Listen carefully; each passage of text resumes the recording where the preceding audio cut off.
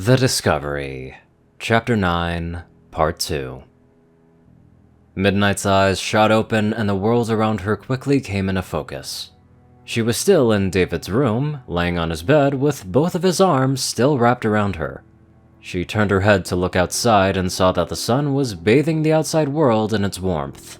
It was already getting late in the morning. Midnight had a little time to move before David would wake up. But the way his arms were wrapped around her made it impossible for her to move without waking him. Midnight willed her horn to life, trying her best to keep it from glowing too brightly. A bright blue light mere inches away from his face would definitely wake David up. She slowly wrapped her magic around his right arm and began to gently pry it off her chest. Luckily, his hand wasn't pinned under her weight, so it came off freely.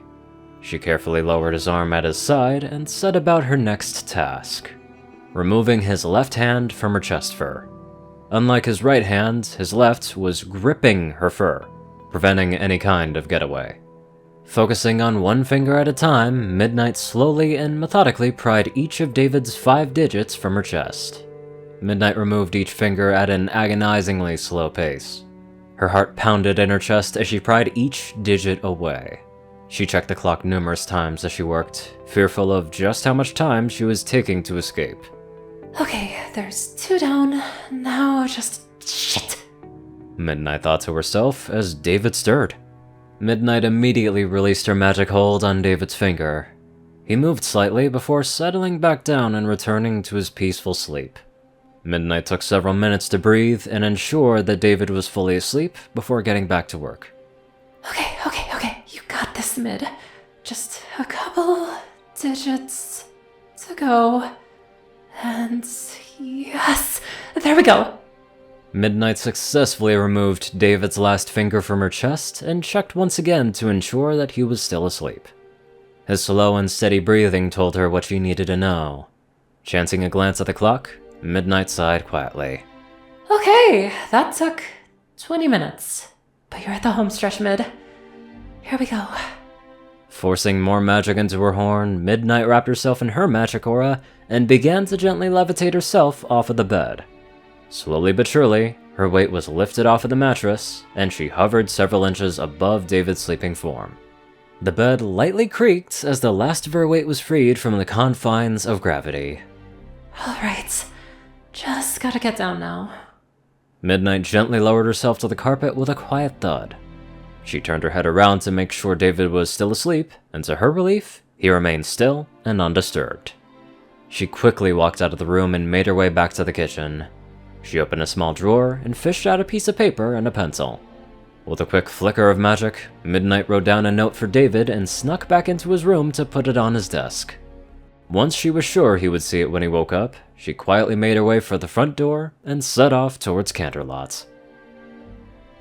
David awoke with a yawn and a long stretch. Despite how much he drank last night, he didn't seem to have any kind of hangover whatsoever. Must be magic in the booze or something. Opening his eyes to the room around him, David saw the white ceiling and light blue walls he was now so familiar with. He rolled over to the left in an attempt to go back to sleep, but noticed something odd. The spot he rolled onto felt slightly prickly, and was warm. Much warmer than where he was laying. Why is that spot so warm? Wait, is that hair? Was someone shedding on the bed? It's black. Oh no. The realization hit David like a truck. Oh god, this is Mid's hair. Did I sleep with her? David hastily scrambled out of bed, searching for any signs of the graphite pony. He didn't see any indication of her presence aside from the quickly fading warmth on the bed and whatever loose hair clung to the sheets. David frantically searched through his memories of the previous night to find an answer. Okay. Come on, David, think. We went to the bar. Yeah, we drank a lot. Then we danced. Then what? Shit, I can't remember. I just remember stumbling back into the house. David's eyes fell on the desk as his thoughts raced. He saw the note, clearly displayed with his name written on it in Midnight's writing. Her elegant cursive displayed his name clearly and professionally. He gulped and walked towards the paper, each step slow and fearful of what the note might say. What if we did sleep together last night? What if she was so disgusted that she wants me to leave? What if I hurt her somehow and she doesn't want to see me anymore? After several tense seconds, David finally arrived at the paper. He slowly reached out and grabbed the note, careful not to wrinkle it. He unfolded it and began reading. David, I'm going into town for a little while today. I need to talk with Princess Luna about my work, so I won't be back until noonish at the earliest. Hopefully when I get back, I'll have some good news for you. In the meantime, you should probably take it easy. You had a lot of drink last night, big guy. I'll see you in a bit. Mid. Who else? David visibly relaxed. He let out a breath that he didn't know he'd been holding. Okay, I don't think I slept with my best friend while we were both drunk. That's good, David said, sighing with relief. David turned around and walked up to the bed. He gently brushed his hand against where Midnight had slept and felt what was left of her fur, and hair tickled his hand. Then why is her fur on the bed, though? It's still so warm, too. She must have just left a couple of minutes ago. Did she tuck me in or something? Maybe she slept on the sheets with me, but nothing happened. Ponies do that, right? David thought out loud as he sat on the bed and scratched the back of his head. Okay, I'm gonna have to ask her when she gets back. She won't be back until noon. I guess I could take care of a few things while she's gone. David pushed himself off of the bed and walked to the shower. Ducking his head into the slightly too small shower, he turned the knob to a decently hot medium and waited for the water to warm up as it began flowing. Once he got the temperature he wanted, he stripped his clothes and stepped inside. Within a few minutes, David was out of the shower and getting dressed. He ran through his mental checklist. Okay, first, I need to go see about getting those shoes at the castle. Second, I need to clean up in here. Mid usually keeps things decently tidy, but this place has been a mess lately. And lastly, I need to talk to her when she gets back. About last night. There's no way she didn't sleep here with me. I'm fairly certain nothing happened, but if something did, well, I just hope our first time wasn't some drunken stupor that neither of us remember. David stopped his thinking as he realized something. Our first time? Jeez, listen to me, I sound like we're gonna end up together, are we? I mean, I feel like I shouldn't be okay with it, but then again, I'm not disgusted at all by the idea of sleeping with her. Honestly, I'm more worried it was when we were both drunk and didn't really know what we were doing. Maybe I should tell her how I feel? No, come on, David. There's no way she feels the same. She probably came down here last night to make sure you weren't dead, like any good friend would. That's it. She doesn't like you like that. Telling her would just ruin our relationship. David sat in a solemn silence. No point in arguing with myself. She's a pony, and that means she would want to be with a pony. Besides, it's not like I could just become a pony, could I? The thought brought back the tidal wave of emotions David tried so desperately to suppress. What am I talking about? I live in a land of magical talking ponies. Of course I could. If I was a pony, then there would be nothing to keep us apart. I could tell her how I feel, and it wouldn't be so weird. Ponies wouldn't give her a second look when she and I went on a date. Twilight could probably work some magic, and I could switch between being a pony and human at will. That'd be awesome! Best of both worlds right there. Without another thought, David made his way out the door and headed for Canterlot Castle.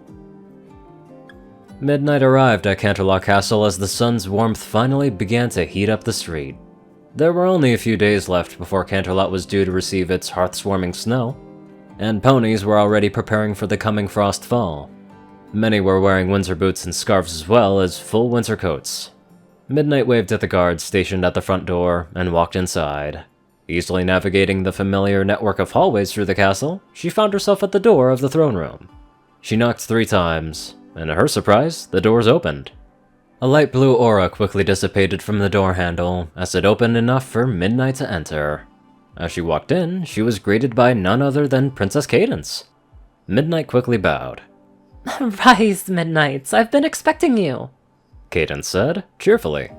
Your Highness, Wait, you were? Midnight asked as she rose to her hooves. Indeed. Let's just say a mutual friend told me all about your predicament a little while ago. No, Luna wouldn't tell her my story without letting me tell her myself. Anyways, come over here, Midnight. Sit with me. Let's talk. I know the story, but I want to hear it from you. Luna... Midnight thought with a smirk. Midnight walked closer to Cadence, cautiously approaching the princess before sitting in front of her. She let out a long sigh. Alright, I guess I should start from the beginning. David arrived at Canterlot Castle with a grin. His favorite guard was on duty again, and she was already waving at him from her post, completely abandoning her professional attitude. Hi, Davy! Stormshield called from the gate. Hey, Stormy! David called back enthusiastically. The two closed the distance and embraced each other in a tight hug. There you are! I've been hoping to see you all day! She cheered. Well, you sure are happy to see me.